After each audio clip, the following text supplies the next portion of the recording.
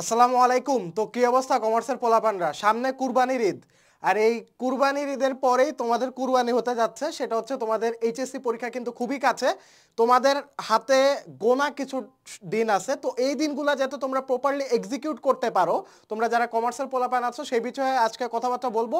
তো আজকের ভিডিওটা খুবই ক্রুশিয়াল হবে এবং খুবই ইম্পর্টেন্ট কিছু তোমাদের লাস্ট মোমেন্ট আমি টিপস দিব, যে টিপসগুলো আমি ফলো করে অ্যাজ এ কমার্সের স্টুডেন্ট আমি লাস্ট মোমেন্টে কিন্তু আমি নিজেকে পুশ দিয়ে আমি এ প্লাস পাইছিলাম।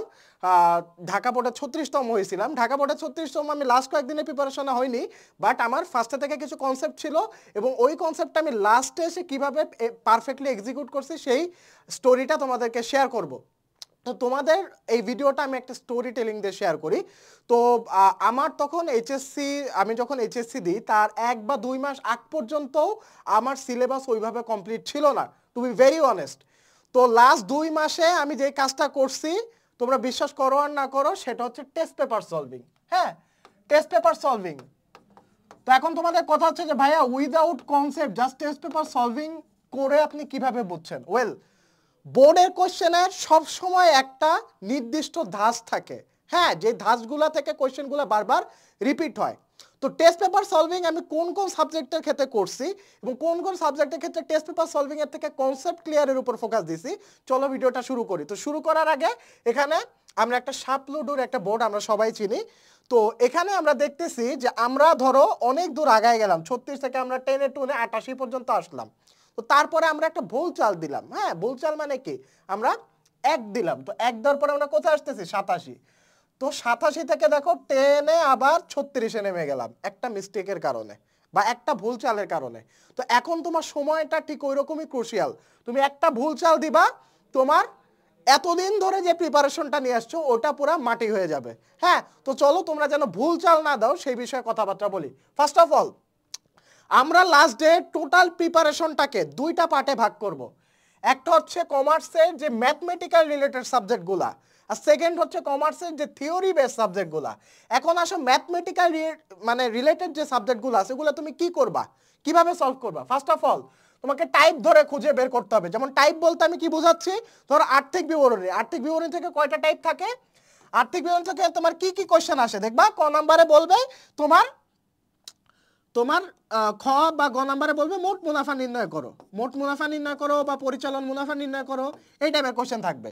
এবং গ নাম্বারে থাকবে চলতি দায় নির্ণয় করো, চলতি দায় নির্ণয় করো, নির্ণয় করো। বা ক নাম্বারে থাকবে তোমার অবচয়ের পরিমাণ কত, সম্পত্তির অবচয়ের পরিমাণ কত। হ্যাঁ, এইরকম হচ্ছে টাইপ।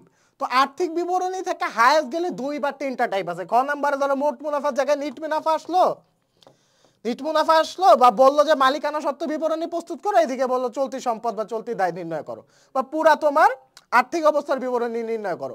এরকম ঘুরে ফিরে কিন্তু 3টা টাইপের বেশি কোশ্চেন আসে না। তো টাইপগুলো ধরে ধরে বের করতে হবে। সেকেন্ড, বোর্ড সলভ করতে হবে। বোর্ড তুমি কি কি সলভ করবা? তুমি যদি কুমিল্লা বোর্ডের হও, কুমিল্লা বোর্ডের আগে বিগত 3 বছরের কোশ্চেন সলভ করো। তুমি যদি ঢাকা বোর্ডের হও, ঢাকা বোর্ডের বিগত 3 বছরের কোশ্চেন সলভ করো। হ্যাঁ, তো এইভাবে জাস্ট প্রিভিয়াস 3 বছরের কোশ্চেন সলভ করলে তুমি বুঝবে, একটা আইডিয়া পাবা যে এই বোর্ডে লাস্ট প্রিভিয়াস 3 ইয়ারে কোন টাইপের কোশ্চেন আসছে। তো যখন তুমি জানবা যে কোন টাইপের কোশ্চেন আসছে, তখন তোমার মাথার মধ্যে অলরেডি একটা আইডিয়া সেট হয়ে যাবে। এখন যেহেতু একদম লাস্ট প্রিপারেশন, অলরেডি তোমাদের কিছু কনসেপ্ট আছে, কিছু নলেজ আছে, ওটাকে তুমি কিভাবে বুঝ দিবা, এই জায়গাটাতে আসি। এটা হচ্ছে প্র্যাকটিস। তুমি কিভাবে প্র্যাকটিস করবা? তুমি তোমার সময়টাকে একটা টাইমলাইনে ভাগ করে ফেলাও। আচ্ছা, অ্যাকাউন্টিং ফিনান্স স্টার্ট, তো অ্যাকাউন্টিং ফাইন্যান্স স্টার্ট এটাতে একটু বেশি সময় দেওয়া লাগে, তোমার হাতে ধরো আর 15 দিন আছে। তো 15 দিনে প্রথম 5 দিন কুত্তা মারা ম্যাথ করবো অ্যাকাউন্টিং ফাইন্যান্স স্টার্ট। হ্যাঁ, sorry for my word, but তোমাকে অনেক পড়তে হবে। নর্মালি যদি তুমি 8 ঘন্টা পড়ো, লাস্ট কয়েকদিনে তোমার 16 ঘন্টা পড়তে হবে।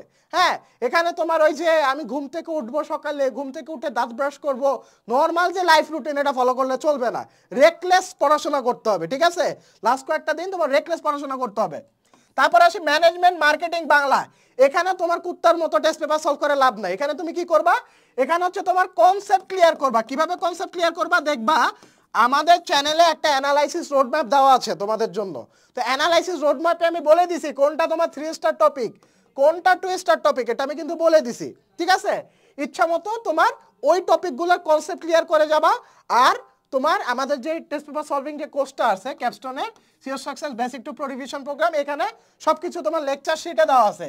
এই লেকচার শিটগুলো দেখবা, লেকচার শিটগুলো দেখবা, আর প্রথম এক বা দুইটা ক্লাস দেখবা।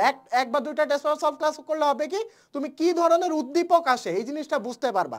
তো এটার জন্য তুমি ধরো 2 দিন দিলা, কত গেল 7 দিন। তারপর আসি ইংলিশ আর আইসিটি, এই দুইটা কমার্সের স্টুডেন্টের আজীবন একটা উইকনেস, ইংলিশ আর আইসিটি। ইংলিশে তোমার যদি A+ পাওয়া লাগে মাস্ট তোমার সেকেন্ড পেপারে A+ পেতে হবে, আর সেকেন্ড পেপারে যদি A+ পাওয়া লাগে মাস্ট তোমার গ্রামারে ভালো হওয়া লাগবে। কারণ ইংলিশ ফার্স্ট পেপার ম্যাক্সিমাম তোমার রিটেন টাইপ তোমার এলিমেন্ট থাকে, ওই রিটেনে তোমার একদম 10-এ 10 পাওয়া কখনোই পসিবল না, তোমাকে হাইস্ট 8 দিবে 9 দিবে, কিন্তু গ্রামারে তোমার ফুল মার্ক তোলা পসিবল। তাই গ্রামারটার উপর আগে ফোকাস দিবা। আমাদের এখানে কিন্তু ইংলিশ ক্লাসও আছে, হ্যাঁ, তো ইংলিশ ক্লাসগুলো করলে বুঝতে পারবা। তারপরে আইসিটি, আইসিটি তোমার সবগুলো চ্যাপ্টার টার্গেট করা দরকার নেই। যেমন আমি প্রোগ্রামিংয়ে ভালো ছিলাম না, আমি HTML ভালো ছিলাম না, আমি পার্টিকুলার কিছু চ্যাপ্টার আমি টার্গেট করতাম। আমি চ্যাপ্টার 3 টার্গেট করতাম, তারপর হচ্ছে তোমার চ্যাপ্টার 6 যেটা আছে চ্যাপ্টার 6 টার্গেট করতাম। আর HTML আমার মোটামুটি একটা ধারণা ছিল, এবং চ্যাপ্টার 5-এ আমি জাস্ট ফ্লোর চার্টগুলো পারতাম। হ্যাঁ, তো এই কয়েকটা বেসিক মানে যেই টাইপগুলো থেকে কোয়েশ্চেন মাস্ট আসে, হ্যাঁ, আমাদের মাহবুবুর রহমান স্যারের বই, তারপর হচ্ছে তোমার প্রকৌশলী মুজিবুর রহমান স্যারের বই, এগুলো আমি ফলো করতাম, প্রকৌশলী মুজিবুর রহমান স্যারের বই। হ্যাঁ, তো এই বইগুলো থেকে জাস্ট বোর্ড সলভ করে যাবা, ঠিক আছে। তারপরে target on sure shot. Target on sure shot বলতে কি বোঝাচ্ছি, ধরো যেগুলোতে মার্কস বেশি ওইগুলোতে খাটনি বেশি দাও, সোজা বাংলা কথা। আর্থিক বিবরণীতে মার্ক বেশি 20 মার্ক, এখানে আমার ওয়েট 20 দিতে হবে, ঠিক আছে। অর্থাৎ তোমার যদি টোটাল ভার হয় 100, নাম্বার বেসিসে যেটার নাম্বার ধরো 10, ওটাতে তুমি কম ভার দিবা, যেটার নাম্বার 20 ওটাতে বেশি ভার দিবা। ওয়েটেড অ্যাভারেজ মেথড পড়ছো না, ওই পদ্ধতিটা তোমার অ্যাপ্লাই করতে হবে। অর্থাৎ যেগুলার মার্ক বেশি সেগুলা, অর্থাৎ যেগুলো শিওর শট আসবে ওইগুলোর পিছনে বেশি সময় দাও লাস্ট কয়েকদিন, ওইগুলোর উপর বেশি করে কনসেপ্ট ক্লিয়ার করো, প্র্যাকটিস করো, এই জিনিসগুলো করতে হবে। আর last but not the least, model test. লাস্টে তোমার ইচ্ছা মতো পরীক্ষা দাও, পরীক্ষা দিলে জাস্ট বসে থাকলে হবে না, পরীক্ষা দেওয়ার পর নিজেই নিজের মার্কিং করো, মার্কিং করে দেখো তোমার ল্যাকিংস কোন জায়গায়, যেই জায়গায় ল্যাকিংস ওই জায়গায় আবার কনসেপ্ট ক্লিয়ার করো। হ্যাঁ, তারপরে তোমার আগের 3 দিন তোমার কোনো রিভাইজ দেওয়া যাবে না, তোমার যে সাবজেক্টে পরীক্ষা ওই 3 দিনে তুমি ওই সাবজেক্ট নিয়ে, মোস্ট প্রবাবলি তোমাদের বাংলা পরীক্ষা, ওই বাংলা নিয়ে তুমি বিজি থাকো, কোনো সমস্যা নাই। তো এই হচ্ছে তোমার একদম লাস্ট মোমেন্ট, অর্থাৎ লাস্ট 1 উইকের প্রিপারেশন প্ল্যান আমি বলে দিলাম, অর্থাৎ লাস্ট 10 বা 12 দিনের প্রিপারেশন আমি বলে দিলাম। আর 10-12 দিনে তুমি কিভাবে পড়বা, তোমার যদি এগুলো তোমার বই যদি প্যারা হয়ে যায় তাহলে তোমরা আমাদের ক্যাপস্টোন একদম লাস্ট মোমেন্টে আমাদের রিভিশন প্রোগ্রামটা নিতে পারো। কিচ্ছু না, জাস্ট রেকর্ডেড ক্লাস দেখবা, যেভাবে বললাম ওইভাবে জাস্ট পড়ে যাবা, বাকিটা আল্লাহ ভরসা। তো বেস্ট অফ লাক, তোমাদের সাথে আবার দেখা হচ্ছে অ্যাডমিশন টাইমে। আসসালামু আলাইকুম।